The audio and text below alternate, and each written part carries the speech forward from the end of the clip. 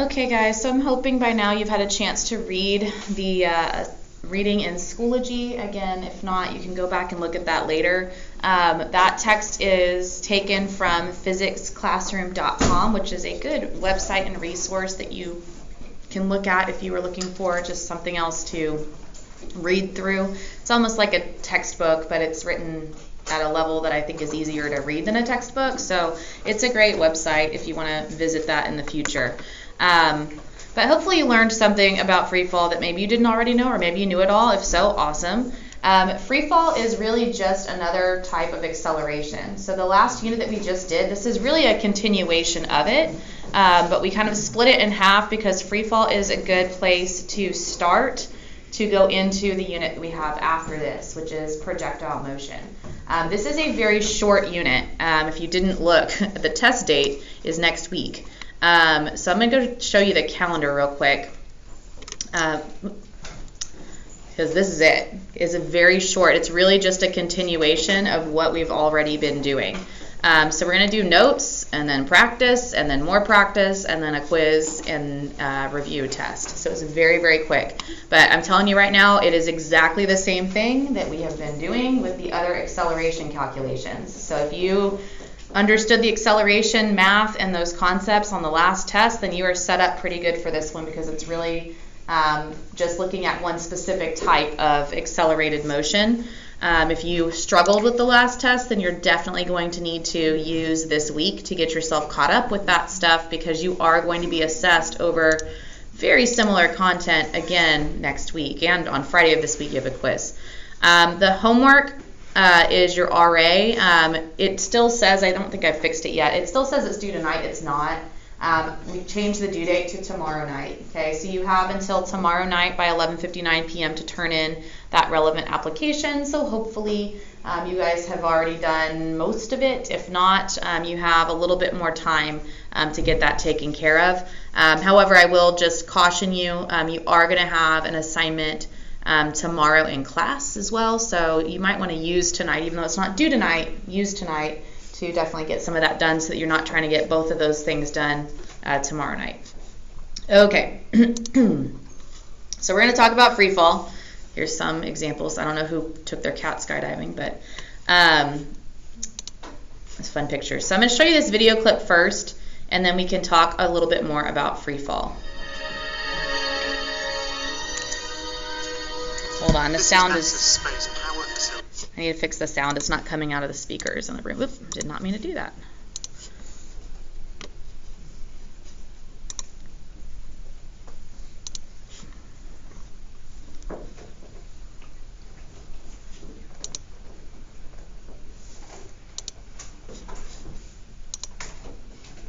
I don't hear that at all. Okay, well, let's see if this... I thought I would hear it if I did that, but we're going to try that and see if it works.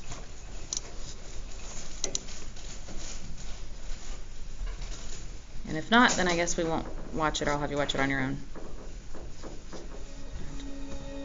There it goes.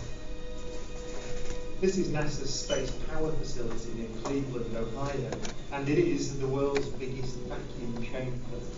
It's used to test spacecraft in conditions of outer space, and it does that by pumping out the 30 tons of air in this chamber until there are about 2 grams left. So it's a vacuum chamber. It's going to remove the air. It's got an eccentric construction, which is part of its history. It was built in the 1960s as a nuclear test facility to test nuclear propulsion systems. And that meant that they built it out of aluminium to make the radiation easier to deal with. Aluminium is not the best thing, the strongest material to build a vacuum chamber out of. So they built out a concrete skin, which is part radiation shielding and part an external pressure vessel, so that this thing can take the force that's present on the outside when it's pumped out to the conditions of outer space.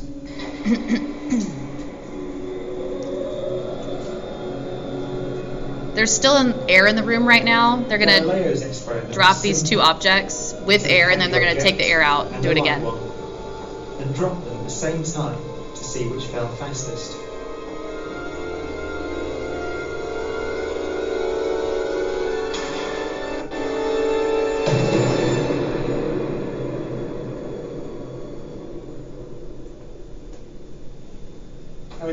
this, the feathers fell to the ground at a slower rate than the bowling ball because of air resistance.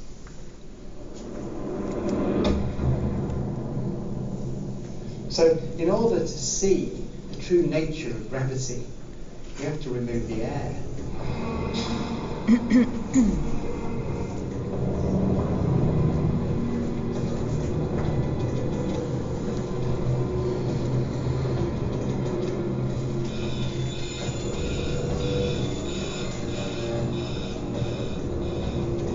It takes 3 hours to pump out the 800,000 cubic feet of air from the chamber. We dropped 2 millitorr in the last 30 minutes. But once it's complete, there's a near perfect vacuum inside. 60 millivolts manual, 10% open. Station 1, go for drop. PCB 30-1, pressure set point at 240 psi. We are go for drop. 10, 9, 8, 7, 6, 5, 4, count it on, 2, 1, release. So this is without air, same experiment.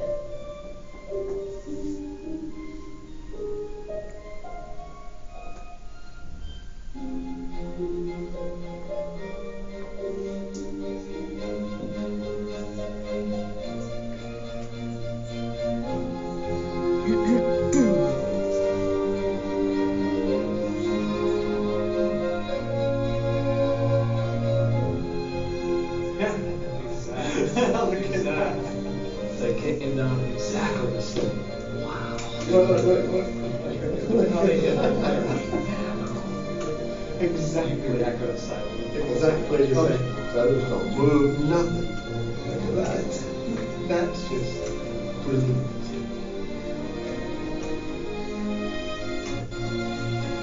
Isaac Newton was saying that the ball and the feather fall because there's a force pulling them down, gravity. But Einstein imagined the scene very differently. The happiest thought of his life was this. The reason the bowling ball and the feather fall together is because they're not falling. They're standing still. There is no force acting on them at all.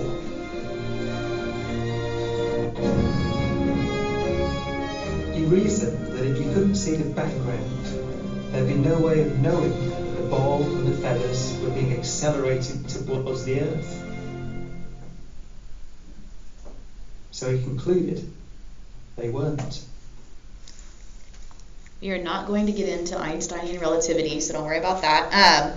But I just wanted to show you that because when we talk about free fall, that's the type of motion we're talking about. Whenever we can remove all of the other forces with the exception of that gravitational field that is pulling things toward Earth. And again, that is a simplification. This is kind of going over the history of an understanding of gravity and of objects that are falling. And again, guys, you guys can take notes over this. I did put these slides in the drive just a moment ago as well, so you're welcome to open them up on your own screen. You're not going to be tested over the history stuff, so if you don't want to jot this part down, you don't have to.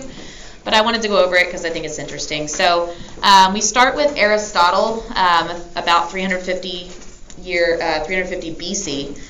Stating that heavier objects fall faster than lighter ones.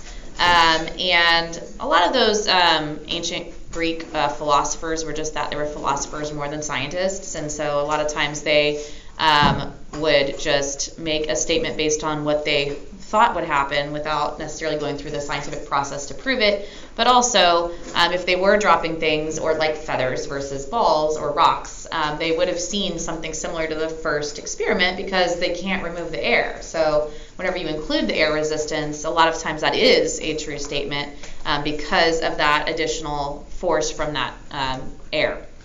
It wasn't until almost 2,000 years later that we have Galileo saying dropping spheres of different masses from the top of the Leaning Tower of Pisa, proving Aristotle wrong, again, nearly 2,000 years later. So again, he came up here and was dropping objects off of this tower and noticing that they were hitting the ground at the same time, or at least roughly so. If I don't think he was using feathers, but as long as you're using things that are not going to be as susceptible to those differences in, or rather the differences in mass affecting them due to air resistance.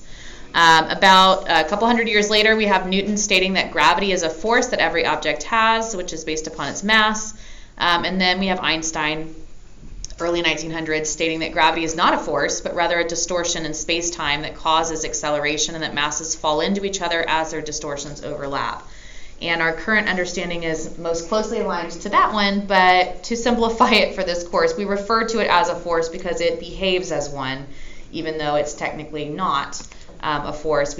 That is how we teach it in this class because this is Newtonian physics. We don't go into that more in-depth stuff, but if you're super interested in space-time distortion and stuff like that, astronomy would be a good place for you to go next year if you wanted to talk about those types of things, and Mr. Smith goes into that stuff a lot in that course. Or of course, if you're looking into a STEM field and you take physics in college, if you take a high enough course, they might go into this stuff, but not the first couple of ones. They don't get into that really. All right, so free fall. So let's talk about just the motion of this ball. Okay, where would you guys say that this ball has the least velocity? I've got 4 positions labeled A, B, C, D. What do y'all think? A. Okay, if I drop something, it's moving the slowest.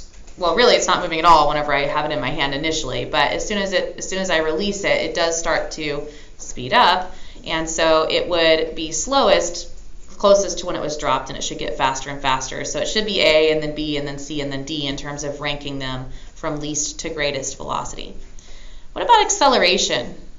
Where would it have the least acceleration? Anybody have any thoughts on that? I haven't talked about this yet, so I'm just curious. What do y'all think? Yes, sir? It's the same. It is the same.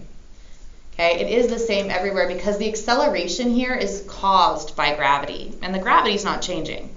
Okay, and so it would be the same everywhere, and we're going to go over that in just a minute.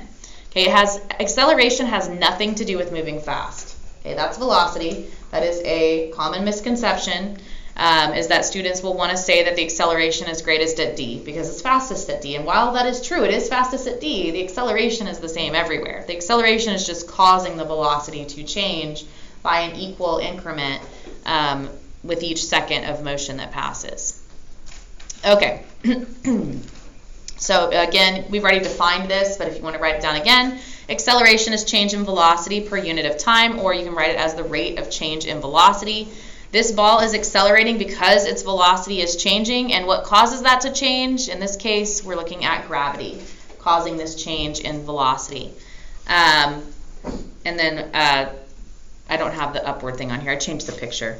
Okay, but it speeds up as it falls because of gravity. Now, if you do throw a ball up in the air, it will slow down. Of course, as it rises, it will reach some kind of maximum height, and then it will start to fall back down. And again, that change in velocity is also due to the same gravitational field here that's causing the acceleration of the object. All right, so again, acceleration is change in rate of velocity. That means it's a vector. So we have this when objects speed up, slow down, or change directions. Again, that should look really familiar because I had that exact same thing in the last unit in our notes. Okay, so again, acceleration is not just speeding up, it is slowing down, it is turning. Okay, so again, if you throw something up in the air, it reaches this maximum height in its trajectory, and it momentarily stops moving before it starts to fall back down. Okay, and so that is the point at which it is changing direction. It's turning around. So as it rises, it slows down, reaches this point where it momentarily stops, when it turns around, changes direction, and then speeds up. Okay, and all of that is acceleration. You have acceleration throughout that entire path of the object. So when we talk about free fall specifically, okay, it is a motion of an object that is falling and experiences only the force of gravity. So anytime we talk about free fall, we're going to pretend that air doesn't exist. We're going to ignore air resistance entirely.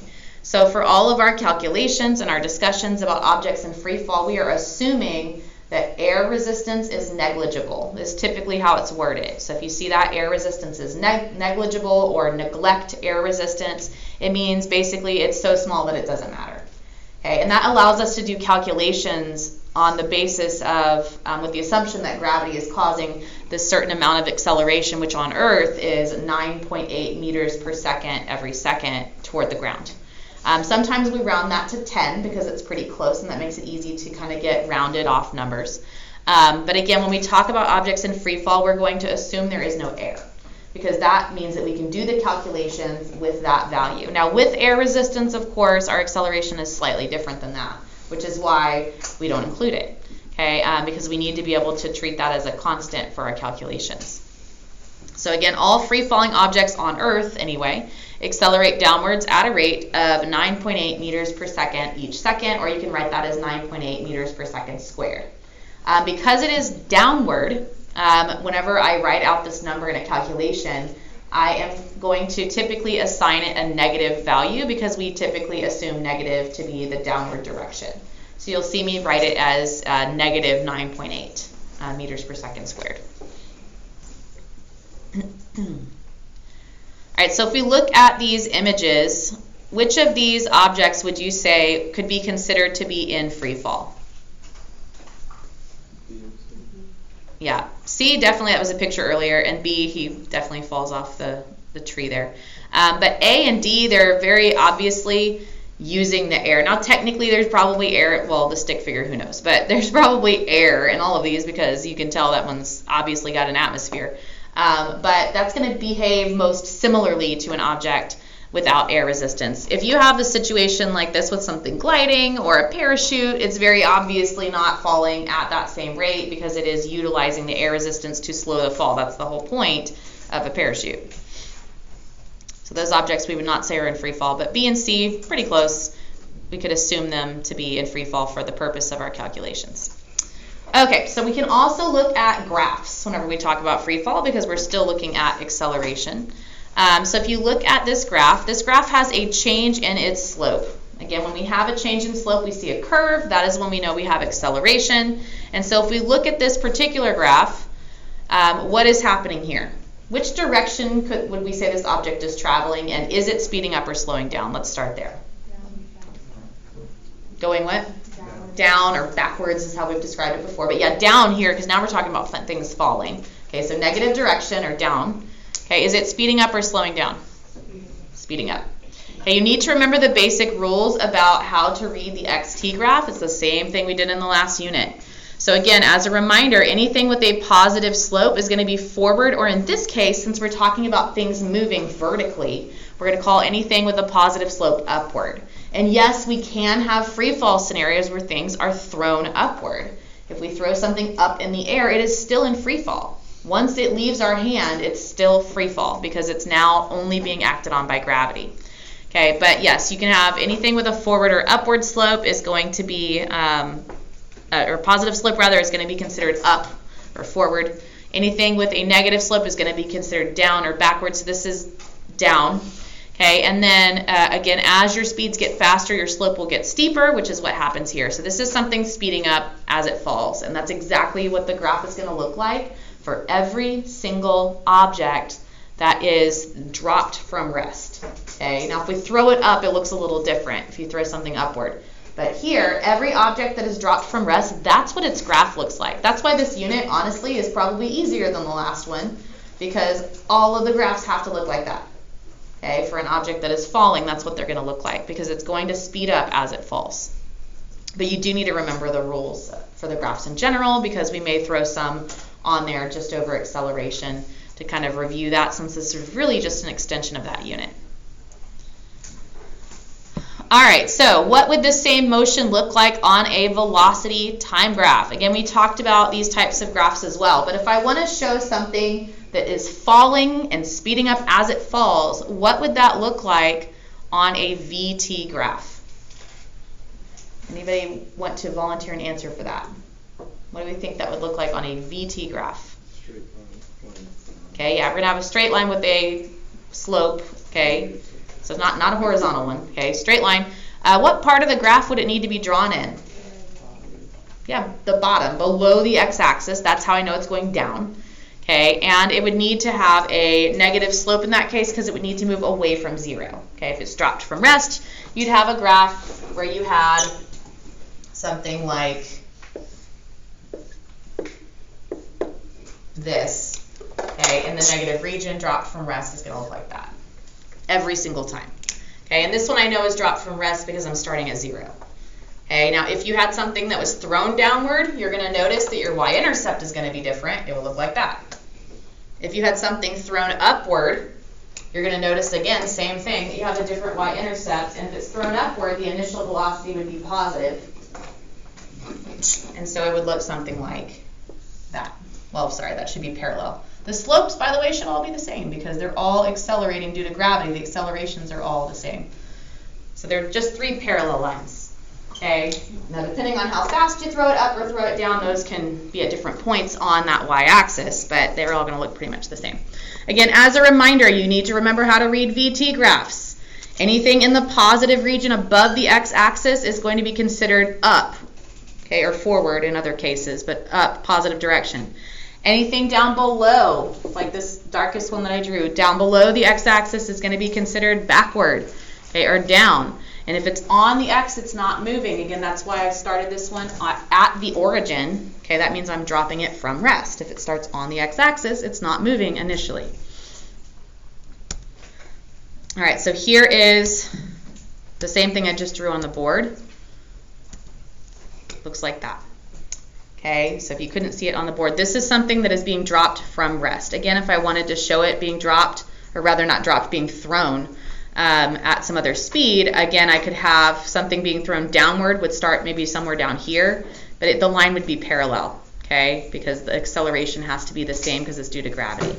If I had something thrown upward, it would start up here in the positive region, and it would be drawn like this, crossing the x-axis. Okay, again, what does it mean if it crosses the x-axis? Sorry? Changes direction. That would be if you throw it up in the air, that's that top point of its trajectory where it turns around.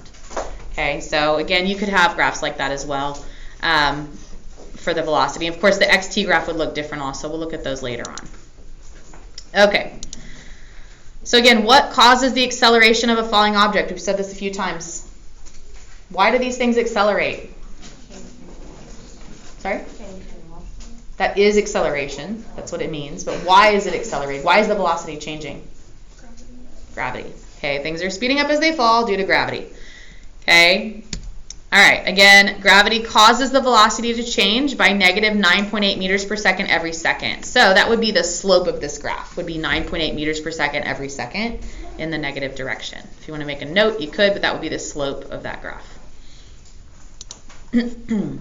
Okay. So if you plotted it on an AT graph, it would just be a horizontal line at negative 9.8. Again, sometimes we round it to negative 10. On a graph, you might see that listed as negative 10 instead. It's a little easier to see. But again, the slope of your VT graph tells you your acceleration.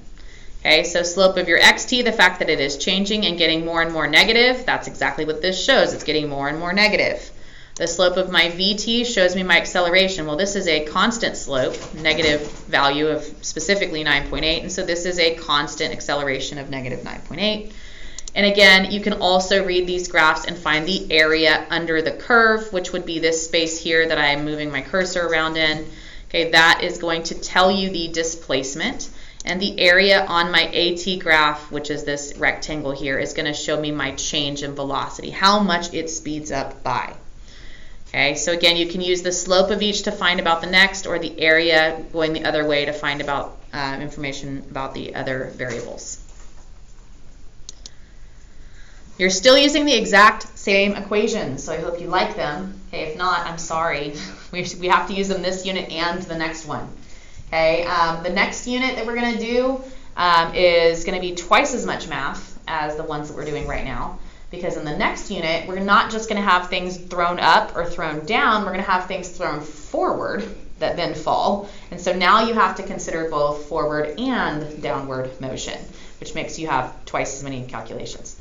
But that means that as long as you know how to do these calculations right now, you're going to be pretty good with the next unit because you'll already understand that half of it. Okay, so make sure that you feel comfortable with these. If not, these equations are not going anywhere, at least not for a while. We've got a couple units, this one and the next one, that we have to use them. Okay, again, now it's a little easier because now all of your acceleration values are equal. Every single object in free fall has the same acceleration. It's just negative 9.8. So it's not going to be written in the question. It's just going to say an object is dropped from the top of a 20-meter tower. Okay, how long does it take to hit the ground? It's not going to say the acceleration is, because it's the same every time. Okay, so just be aware of that. It's not going to necessarily list it. You need to know it, and it's the same for every single one of these problems. But same formulas. They're still on my board, so if you want to copy them down, you can. Okay, so let's go ahead and try to fill out a table like this one and see if we can do some calculations for an object that is falling. So we have this ball that has been dropped off of this cliff, and we can see its position after each second of motion for a total of 5 seconds. Okay, looking at the picture, you'll notice that the positions are getting farther and farther and farther apart, which is exactly what you would see if you had something speeding up. You had a question like that on your test with like a motion map, or on the quiz, I think, where the dots were getting farther and farther apart. Again, that's what you see when something speeds up, so now we see that same thing vertically. Okay, so you have them starting out closer together because it's not moving very fast, and then they get farther and farther apart as it falls. But if we wanted to fill in this table, we have times here, 0, 1, 2, 3, 4, 5. My initial position, I'm just going to call it 0. I'm going to assume that the point from which he drops it is 0. I'm going to assume that when he drops it, because I'm at time of 0, since he's dropping it from rest, my initial velocity is going to be 0. And then just to make the numbers easier, I'm going to use negative 10 for the acceleration here. Negative 9.8 is a more precise value, and you'll probably want to use that on your test because typically we use negative 9.8, but if I use 10, I'll be sure to tell you. Okay, so again, this is all filled in. Okay, again, my acceleration is negative 10 the whole time. Okay, so after 1 second, that acceleration is still negative 10 the entire time. Okay, so if my acceleration is negative 10, by definition, acceleration tells me how much my velocity changes. It tells me my velocity changes by 10 meters per second every second. So if I start at 0 meters per second, how fast am I going after 1 second? 10, negative 10. What about after 2 seconds? Negative 20. Again, this is what it means to accelerate. My velocity is changing by that amount. If it's changing by negative 10, I'm going to go 0, negative 10, negative 20, then what? Negative 30. This is why I use 10. It's a lot easier. I mean, we could do the other ones. Negative 9.8, negative 19.6. Okay, but that is what you're going to see for your velocities. Again, that's what it means to accelerate. Your velocity is changing at a rate of negative 10 meters per second every second. Okay, position, though, is a little trickier. If I want to figure out how far I have traveled, because my velocity is changing constantly, we have to use these kinematic equations to solve for position. Position, we're going to find from displacement, delta x. So we have two different equations here. Delta x equals VIT plus 1/2 AT squared, and delta x equals VI plus VF divided by 2 times T. We have this one too. This was definitely not the one I would use because you'd have to do a lot more algebra to solve for it, but these are already set up to equal delta x, so either of them will work, but I'm going to use this one. Okay, so delta x equals initial velocity times time plus 1/2 a times t squared. My initial velocity is 0 because I dropped this object from rest. Okay, so that's going to mean that my equation here, since my initial velocity is 0, okay, I can just entirely ignore this part because it's going to be 0 times time. Okay, and so delta x is equal to 1/2 AT squared pretty much, okay, because it's dropped from rest. You can only do that if it's dropped from rest. That means I don't have an initial velocity. Okay, so if I want to solve for after 1 second, okay, initial velocity is 0, time is 1 second, because that's the one I'm solving for right now, plus 1/2 AT squared. Again, this part goes away, so it's just negative 5, that's half of negative 10, times 1 squared, which is 1. So after 1 second, this object will have been falling, or will have fallen by 5 meters. Okay, it's negative 5 because it's falling down. Okay, so my displacement is negative 5 meters.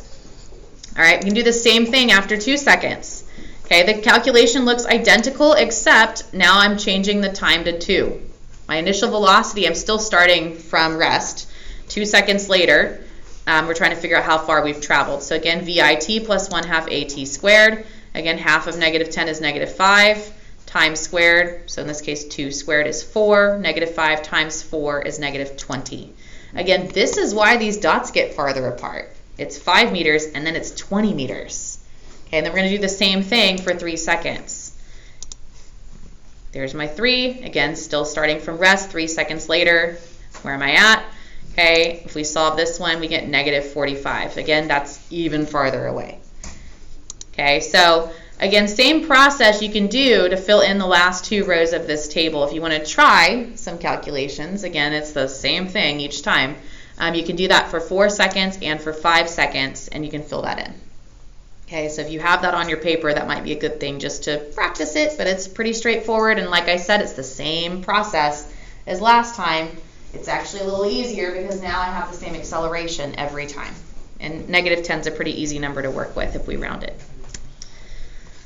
All right, at which of the listed times is acceleration greatest? When's my acceleration the greatest? You're going to have questions like this on your test. It's the same everywhere. Like, it's going to be a trick question, okay? But it should be an easy one because I'm warning you that it's coming. Okay, my acceleration's not greatest anywhere. It's the same everywhere. Okay, at which of the listed times is the velocity greatest? When is my velocity going to be greatest? 0, 1, 2, 3, 4, 5. 5. We haven't calculated it yet. Okay, actually, yes, we did. It was negative 50. Okay, but it's definitely the greatest there. By the way, negative 50 is the greatest velocity that is up there. I am aware that it has a negative sign in front of it, but when we're talking about comparing velocities, we're really just comparing the speeds. Remember, the negative sign is the direction. Okay, so negative 50, if I ask you which is faster, negative 50 or negative 40, it's negative 50. I know in your math class you would say negative 40 is greater than negative 50. That is not how it works in here. That negative sign just means, hey, it's going down. So if I ask you to compare 2 values, you really need to take the absolute value of them and just compare the magnitudes. Okay, if I ask you which is faster or which has gone farther or whatever it would be, because that negative sign is not part of what you're considering in answering that question. That's just which way it's going. Okay, so again, same, acceleration is always gravity at t equals 5 seconds because acceleration has increased the velocity by the greatest amount at that time because, again, it's going 0, negative 10, negative 20, negative 30, negative 40, negative 50. That object is speeding up as it falls. Same thing from last unit. Nothing I'm talking about is new. All right, so here is an example calculation. It says the platform diver of the Ringling Brothers Circus dives from a 20-meter high platform into a pool of water. What is her acceleration as she is falling from the platform? What assumptions must she make in order to state this value as her acceleration? So this one almost looks like it's a math problem, but it's not. Okay, what is her acceleration as she falls? Negative 9.8 or negative 10. What do we have to assume to be true in order for that to be a correct answer? There's no air. Okay, we have to assume that the only force acting on this diver is gravity. Okay, so no other forces. And again, we have to assume that for these calculations because if we tried to include air resistance in our calculations, we would need calculus. And we don't, well, I'm assuming y'all haven't taken calculus yet. Maybe some of you are in it now, I don't know. But we can't do that without knowing some calculus. So, by the way, if that's something you're interested in, AP Physics C, you can take that after this course if you want to, as long as you're in calculus.